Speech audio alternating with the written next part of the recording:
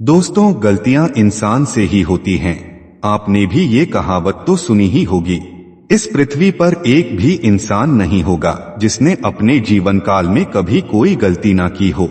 हिंदू धर्म ग्रंथों में प्रमुख गरुड़ पुराण में प्रत्येक गलती की एक सजा का विस्तार से वर्णन मिलता है।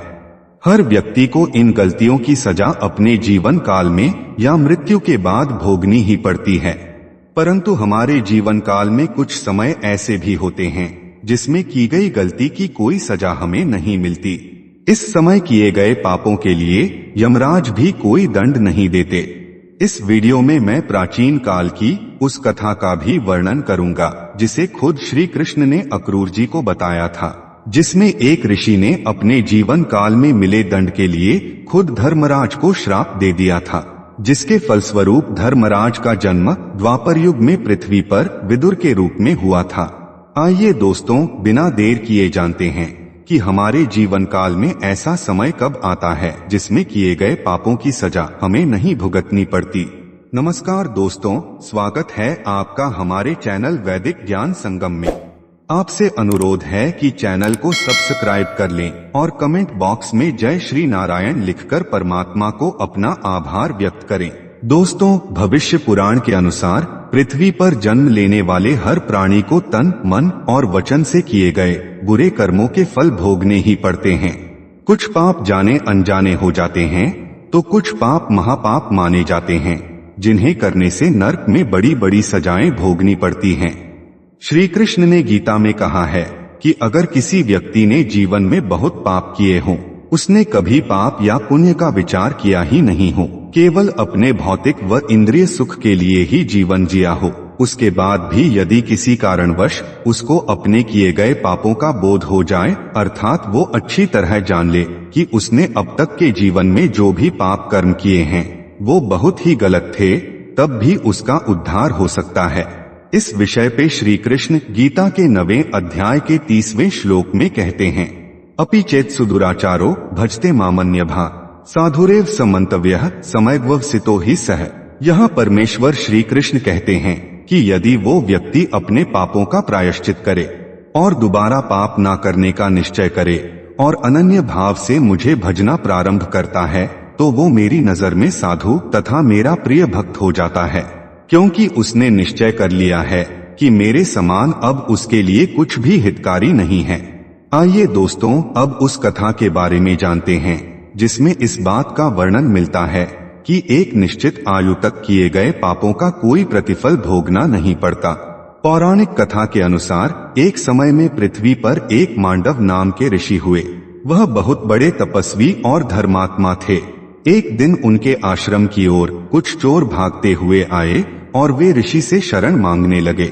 वे चोर किसी राज्य में चोरी करके भाग रहे थे और राज्य के सैनिक उनका पीछा कर रहे थे।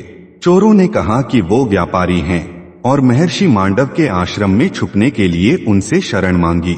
महर्षि को मालूम नहीं था कि वे सभी चोर हैं। महर्षि ने उनकी विनती सुनकर उन्हें छुपने के लिए अपने आश्रम में शरण दे दी। वे चोर चुराए हुए धन को छुपाकर वहां से भाग गए। चोरों का पीछा करते हुए राज्य के सैनिक ऋषि के आश्रम तक आ पहुंचे। आश्रम में सैनिकों को लूटा हुआ धन मिल गया। सैनिकों ने ऋषि को चोरों का सहयोगी समझकर पकड़ लिया और अपने साथ राजा के पास ले गए। सैनिकों ने राजा को सारी घटना बताई और राजा ने महर्षि को भी चोर मानकर सूली पर चढ़ाने की सजा सुना दी। जब महर्षि को सूली पर चढ़ाया गया तो उनकी मृत्यु नहीं हुई, परंतु इस घटना से उन्हें अपमान और शारीरिक पीड़ा सहनी पड़ी। जब राजा को पता चला कि सूली पर चढ़ने के बाद भी ऋषि को कुछ नहीं हुआ, तो राजा को एहसास हो गया कि यह कोई चोर या आम ऋषि नहीं है। तब राजा ने महर्षि मांडव से क्षमा मांगी। महर्षि ने कहा, हे राजन, तुमने केवल न्याय किया है, इसलिए मैं तुम्हें क्षमा करता हूँ, मगर उस धर्मराज को नहीं। इतना कहकर महर्षि अपने तपोबल से यमलोक को प्रस्थान कर गए और वहां पहुंचकर उन्होंने यमराज से पूछा कि हे धर्मराज, मैंने अपने जीवन में कोई भी पाप नहीं किया। मैंने सदा परमात्मा की भक्ति और धर्माचरण किया है, फिर मुझे अपमान और कष्ट क्यों भोगना पड़ा? तब धर्मराज ने ऋषि मांडव को कहा कि हे महर्षि, आपने अपने बचपन में कीट पतंगों को पकड़कर उनके पंखों में सुई चुभाया करते थे, यह उसी पाप का परिणाम था। यह सुनकर मांडव ऋषि ने धर्मराज से कहा कि धर्म शास्त्रों के अनुसार जन्म से लेकर 12 वर्ष की आयु तक बालक जो भी कर्म करता है वह पाप नहीं माना जाता, क्योंकि जन्म से लेकर इस आयु तक वह अज्ञान होता है। अतः आपसे बहुत बड़ी गलती हुई है, इसका परिणाम आपको भी भुगतना होगा।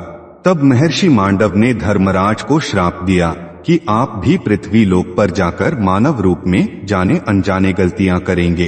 आप विद्वान तो होंगे लेकिन आपकी नीति कोई नहीं मानेगा। इसी श्राप के कारण यमराज का जन्म द्वापर युग में विदुर के रूप में हुआ था। तो दोस्तों, यही वजह है कि भगवान भी बाल्यापन में जाने अनजाने में किए हुए पाप क्षमा कर देते हैं। दोस्तों, इस कथा से हमें यह तो समझ में आ गया कि जन्म से लेकर 12 वर्ष की आयु तक इंसान को किए हुए कर्मों का फल नहीं भोगना पड़ता, क्योंकि वह अबोध होता है।